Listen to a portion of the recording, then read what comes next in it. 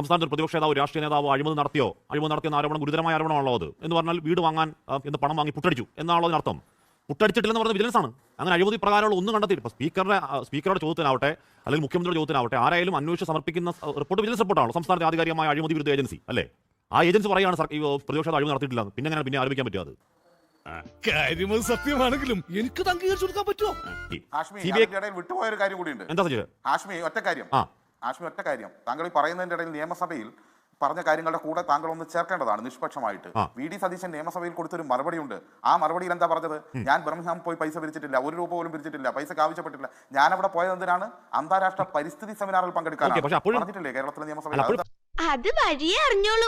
അതായത് കേരള നിയമസഭയുടെ സ്പീക്കർ പോലും ഇതിൽ ഏതെങ്കിലും ഒരു തരത്തിൽ വി.ഡി. സതീശനെ കൊടുക്കാൻ സാധിക്കുമോ എന്ന അന്വേഷണം നിയമവകുപ്പുമായി ബന്ധപ്പെട്ട് നടത്തിയിട്ടുണ്ട്. അതിന് സാധ്യതയില്ലാത്തത് കൊണ്ടാണ് അടങ്ങിയിരിക്കുന്നത്. ഇനി ഞാൻ സജീഷിനോട് ഒരു കാര്യം പറയാം. ഈ നിയമസഭയിൽ ഇങ്ങനെ തെറ്റിദ്ധരിപ്പിച്ചു എന്നുണ്ടെങ്കിൽ നിങ്ങൾക്ക് ഇപ്പം നേരത്തെ അടിവസ്ത്രം അടിച്ചു മാറ്റി ആന്റണി രാജുവിനെ കുറച്ചാൽ 97 MLA-മാരുണ്ടല്ലോ, ഒരാളെ കൊണ്ട് അവകാശ ലംഘനത്തിന് എന്താ നോട്ടീസ് കൊടുക്കാത്ത ഇത്രയും കാലമായിട്ട്?